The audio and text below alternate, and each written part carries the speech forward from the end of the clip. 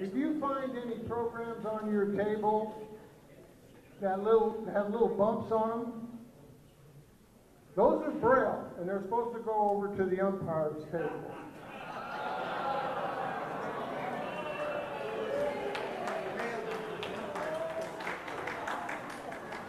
I'll plan on getting thrown out next week. You know that.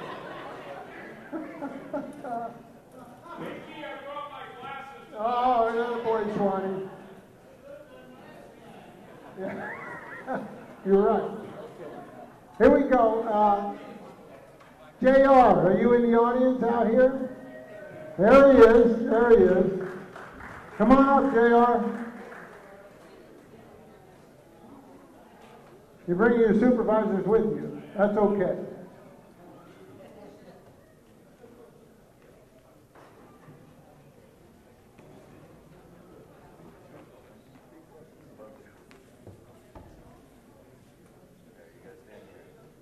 Hi, good evening.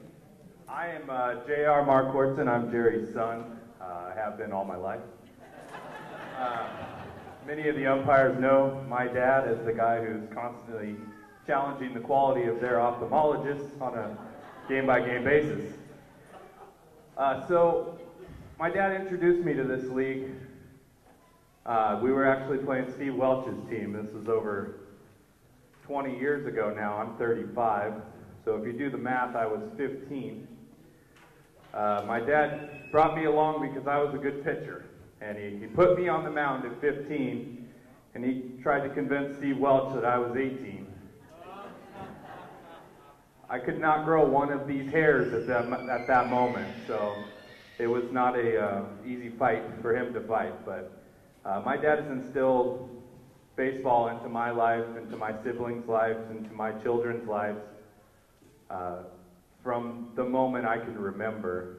The earliest memory that I have of my dad, and maybe not the earliest, but one of the funnest, is we were out, he was coaching one of my teams, and it was pouring rain outside, and he wouldn't call practice.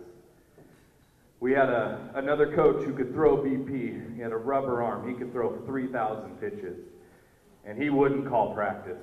And I'm not talking about a little rain. It was a monsoon, and he would not call practice.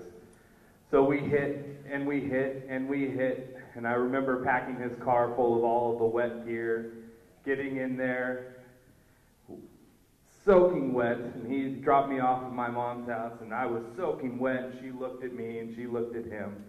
And I remember just getting back in that Camaro the next time, and it smelled so terrible. That car molded. You know, when you get condensation on the inside, I don't think that ever went away. So, my dad's a very special human being to me. He's been my teacher, my mentor, my rock. He coached me since I was a young boy all the way till I started to become a man, up until high school. He was there for me nearly every moment. So it's an absolute honor for me to be able to introduce him to you guys and to have the ability to tell him how much he means to me and how much I love him as, you know, his only son, his favorite son. And as all my siblings sitting back, I'm the favorite child, as they know. So, my dad has always been someone you can count on. He plays in the 18 and over still when he can. I've never been scared for my dad until about 2 years ago. There's some good pitching in that league. Some ex minor league players and a couple of guys that throw, you know, pretty good in the 90s, I'd say. And I'd never been scared for my dad until one time out in Folsom. And he wasn't scared, I was. So the guy was throwing, and he was a little wild. My dad stepped in there like he always does, like he's done his whole life. He's always stepped in the box no matter what it took. No matter what he was facing, no matter what the challenge was, he always steps in the box. He doesn't care. He's never afraid, or it seems so. And I believe it was the second pitch. It was a fastball. And I'll be damned if it didn't nail him square in the arm. and it hit him so hard that you could hear that all the way to Sacramento.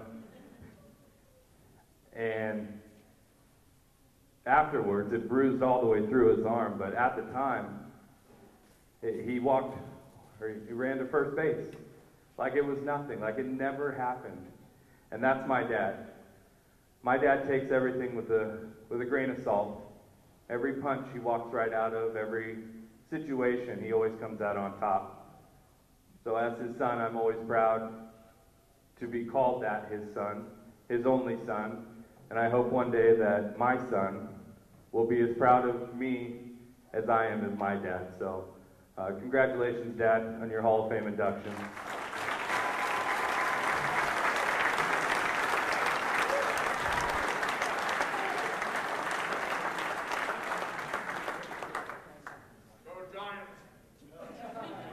We're all Dodger fans, too, by the way.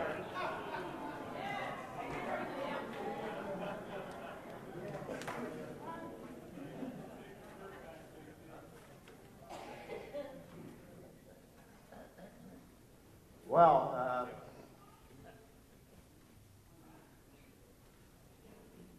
I don't know what to say.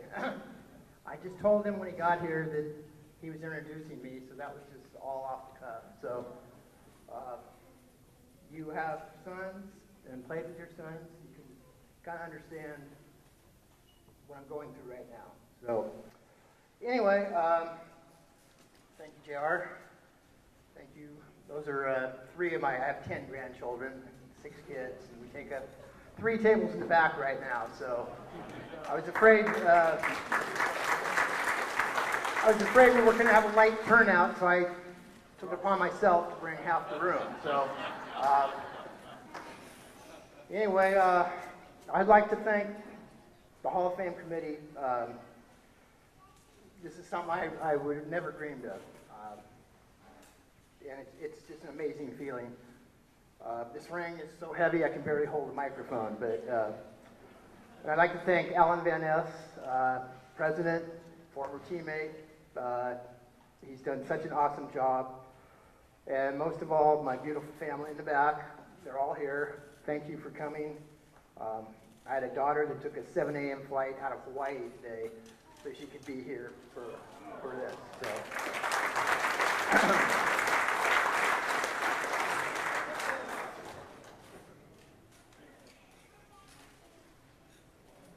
Well, it kind of all started, I guess, with JT calling me last year and letting me know I was going to be inducted to the Hall of Fame. And I was just like, I almost teared up. I just couldn't believe it. And it's just such an honor. And then he says, you can't tell anybody. It's like, JT, you just gave me $1 million and you tell me I can't spend a dime for a year? But I guess that's the way it works, and it was kind of nice being introduced last year at the banquet, and it was a great call, and I'll remember it forever. I'm just kind of remembering my first years in the league. Jim Barr was president. A guy named Ray was running it. It was a spring league, but it wasn't our spring league. It was MABL back then. And my claim to fame, well, actually, it started, I remember my first game, my oldest daughter, Kimberly, was there. She was behind the backstop and all excited, and 3 strikes, I was gone. Well, that happened 10 times in a row. I didn't get a first hit until like my 4th game. But as the season progressed, I faced the infamous Jim Barr, ex-pro, 109 wins, I think, with the Giants. I got a base hit. I was golden. For the rest of the year, all I could tell everybody is, I got a hit off of Jim Barr. I got a hit off of Jim Barr. And it got better. I didn't strike out as much, and I still don't to this day. But it was a rough first year. And then the guy I was playing with asked me if I would take the A's for a year. He was going to become a minister. Sure, why not? Well, 24 years later, I've never seen this guy again, but but I enjoy what I do. I enjoy playing with the kids. It's something when you get to play with your son. It's a feeling I know a lot of you guys have. I know Steve Welsh has played with Eric and Derek and Billy. They played with their sons on the Angels. And it's just something that I can't describe. I mean, it's worth me staying down. People go, why don't you play up, you know, with the 50s? And it's because I can only play so long with my son. And then once you're done, you're done. I can play in the 50s forever. So that's why I've been here 24 years. And it's just a great feeling. He kind of took my 90-mile-an-hour fastball. What he didn't tell you was 3 innings before that, I got a solid base hit off a guy throwing 90 miles an hour. And I was just, the old man could still hit at 60 miles an hour. Of course, 4 innings later when I got hit in the arm, and yeah, I didn't rub it because I couldn't feel it. That's why I didn't rub it. I got hit right here and it bruised all the way to my wrist. So now, I look first before I get up to bat, and I'm a little smarter now because I'm a little older and a little wiser. Some of my early days, I used to have a catcher named Dave Apsher, got in the league with my team, and I pitched a lot. And I didn't throw real hard. I might have broke 40, but I was effective. And Dave used to tell, he was amazed that I could throw a ball 60 feet, 6 inches, and the ball stay in play. And then I find out last year, I'm not the only one that can do this. Phil Adams pointed out that Rocky can do this too, so that was kind of amazing. Another thing I'm kind of proud of, 24 years, I've never been ejected from a game. What? Oh, okay. We won't count last Tuesday, but that's not true. But Mick came up and he said, I don't know which Hall of Famer has been thrown out more, you or JT. And I said, well, it has to be JT. He looks at me, I said, I'm not a Hall of Famer yet. Guys, I'm just kidding. Your strike zones are perfect. Yeah, right. Okay. Let's see. So 2 years ago, I did move up. I'm playing in the 50s now.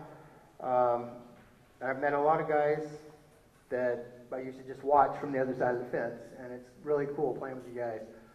I got to play. I hear things that I don't hear in the young division. I had a guy named Grizz call me a kid. It's like, really? I haven't heard that in forever. Then we're playing against the A's, and Joe Soto, who's my cousin, I don't know if people know that, I stole second base, and I stole third base. And he looks at me and goes, Jerry, you're fast. I have not heard that in 24 years, so I'm kind of glad playing with you guys. Basically, I'm just blessed to still be able to play this game, as we all are at our age. I mean, it's a hard game. And we go out there and we might not play as fast or run as fast or throw as hard, but we're still out there. My goal used to be to play until I was 90, and now I'm finding guys are really doing that, so that's really cool. And all I can say is I'm just grateful for everything. You guys, thank you for this night. And I hope I got 24 more years in me. Thank you.